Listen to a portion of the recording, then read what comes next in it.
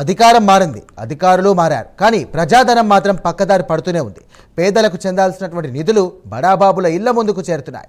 పేదల కాలనీలో ఏళ్ల తరబడి ఉన్న గుంతలు, రోడ్లను వదిలేసి ఇక కోటీశ్వరులు నివసించే ప్రైవేట్ లేఅవుట్లకు ప్రజాధనంతో రోడ్లు వేస్తుండడం ఇప్పుడు చర్చనీయాంశంగా మారింది.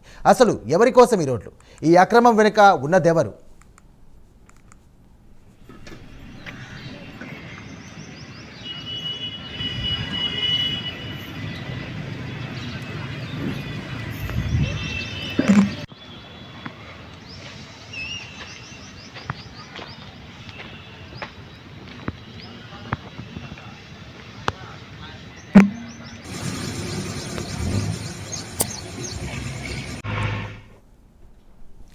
శ్రీ సత్యసాయి జిల్లా కొత్త చెరువు మండలం కేంద్రంలో సరైన మౌలిక వసతులు లేక ఇబ్బంది పడుతున్న కాలనీలు ఎన్నో.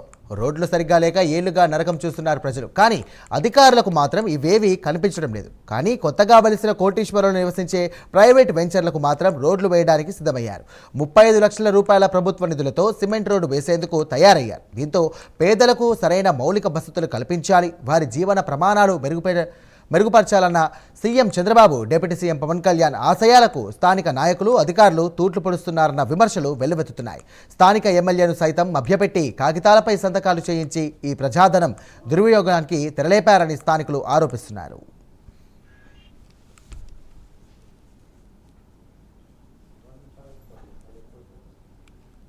ఇప్పుడు ఒక క్వశ్చన్కి ఆన్సర్గా చెప్పడం ఏమంటే, ఈ గ్రామంలో దీంట్లో కానీ పేదలకు నిర్లక్ష్యం చేసి ఎక్కడైతే ధనికులు ఉన్నారో అక్కడే రోడ్లు వేస్తారని ఒక క్యాప్షన్ వచ్చింది.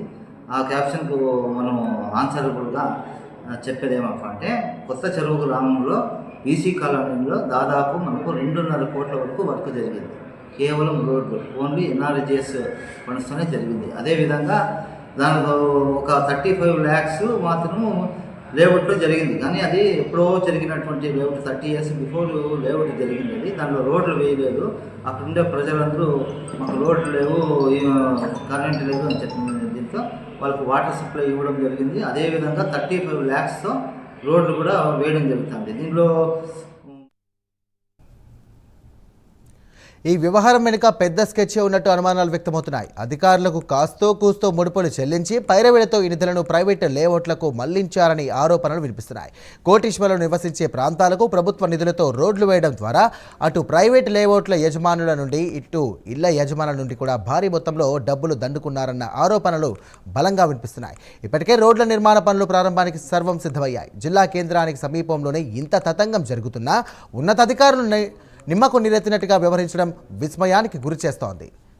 అయితే ఈ వ్యవహారంపై స్థానిక ఎమ్మెల్యే పల్లె సింధూరారెడ్డిని వివరణ కోరగా తన దృష్టికి ఈ విషయం రాలేదని, దీనిపై విచారణ జరిపిస్తామని చెప్పడం కోసమెరుపు. ఎమ్మెల్యే సంతకంతోనే పనులు జరుగుతుంటే ఆమెకు తెలియకుండానే ఇదంతా జరిగిందా, లేక ఆమెను కూడా తప్పుదో పట్టించారా అనేది తేలాల్సి ఉంది.